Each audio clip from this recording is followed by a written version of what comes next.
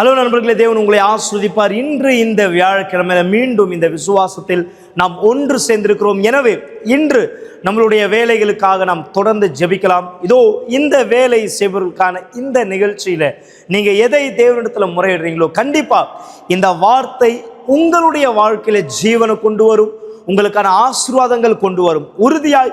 எனவே இந்த வார்த்தையின்படி நாம் விசுவாசத்தோடு ஆண்டவரை நோக்கி முறையிடலாம். ஏனென்றால் அவர் நம்முடைய வாழ்க்கைக்கான கதவு திறப்பார். ஆமென். எனவே இந்த நேரம் இந்த ஜெபத்தை செய்யலாம். உங்களுடைய டாக்குமெண்ட்ஸ், உங்களுடைய ஃபைல் எது இருக்கிறதோ உங்களுடைய கையில பிடித்து கொள்ளுங்க.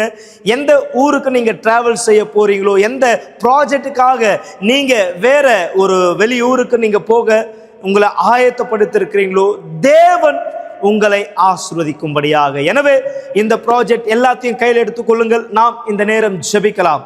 அது மட்டும் இல்லாமல் உங்களுடைய தண்ணீர் இருந்தாலும் கையில் எடுத்துக்கொள்ளுங்கள். கண்களை மூடுங்கள் மக்களே. நாம் தேவனை நோக்கி ஜெபிக்கும் பொழுது பலனை, தைரியம், விசுவாசம், சமாதானத்தை மற்றும் நாம் நேர்மையாய் எதை அவரிடத்தில் கேட்கிறோமோ அதை பெற்றுக்கொள்கிறோம்.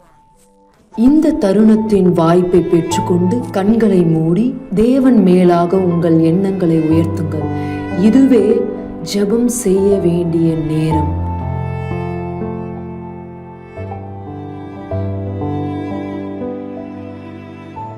இயேசுவின் நாமத்தினால் என் ஆண்டவரின் தேவன் உம்முடைய வல்லமை நீர் வெளிப்படுத்தும்படி நான் கேட்கிறேன். தகப்பனே, உம்முடைய விருப்பம், சித்தம் எங்கள் வாழ்க்கையில் நீர் நிறைவேற்றும்படியாக நாங்கள் கேட்கிறோம்.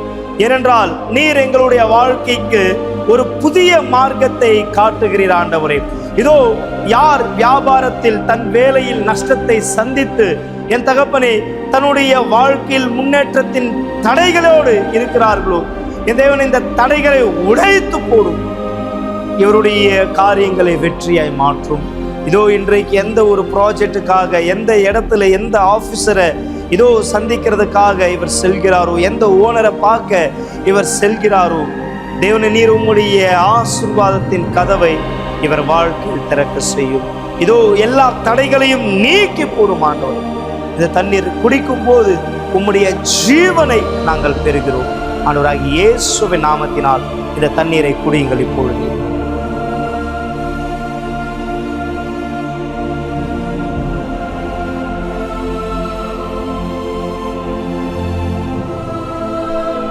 என் ஆண்டவர், இதோ உம்முடைய வல்லமையால் உம்முடைய மக்களை இந்த வேலை செய்பவர்களுக்கான ஜெபத்தில் எந்தெந்த வேலைக்காக, எந்த போராட்டத்திற்காக இவர் செல்கிறாரோ, தேவனே இதோ எல்லா யுத்தத்திலிருந்து இவர்களை ஜெயித்து கொண்டு வரும்.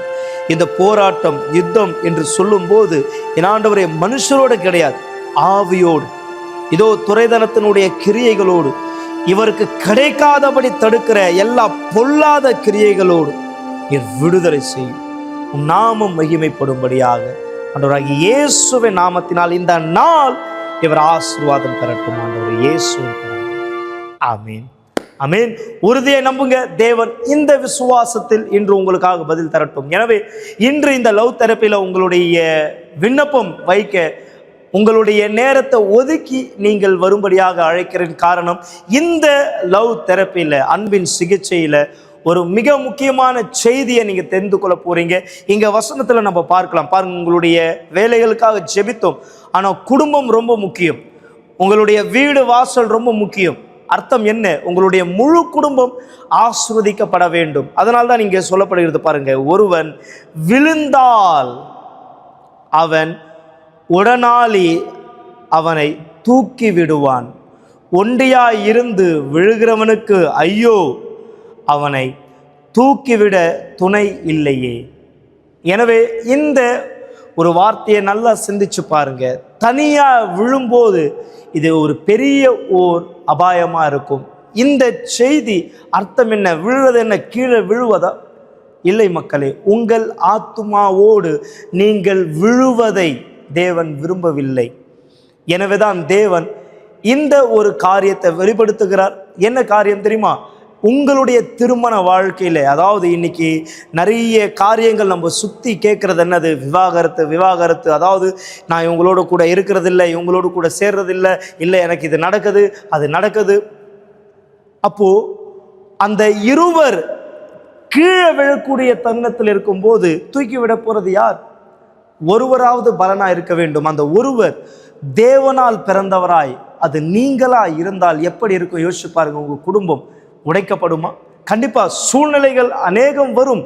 ஆனால் நீங்கள் நிலையாய் நின்று உங்களுடைய குடும்பத்திற்காக, உங்களுடைய மனைவிக்காக, உங்களுடைய கணவருக்காக நீங்க முறையிடும் போது கண்டிப்பா உங்களுடைய திருமணத்தினுடைய வாழ்க்கை ஆசீர்வாதமாக இருக்கும். தேவன் திருமணத்தை பிரிக்க விரும்பல, தேவன் திருமணத்தை சேர்க்க விரும்புகிறார், உங்களை சேர்க்க விரும்புகிறார் மக்களை. எனவே இன்றைக்கு இதை குறித்து இன்னும் அதிகமாக நாம் தெரிந்து கொள்ள போகிறோம். நீங்கள் இன்னும் அநேக காரியங்கள் தெரிந்து கொள்ள விரும்புகிறீங்கன்னா நம்மளுடைய வெப்சைட்டை நீங்கள் பார்க்கலாம். uckj.in இந்த வெப்சைட்டை பாருங்க. எங்களை தொலைபேசியில் அழைக்க விரும்புகிறீங்கன்னா 9384638738 இந்த எண்ணை அழையுங்கள். மேலும் எங்களுடைய முகவரியானது 282/681 1000 லைட் அண்ணா சாலை. இன்று நான் உங்களை சந்திக்கிறேன். தேவன் உங்களை ஆசீர்வதிப்பார்.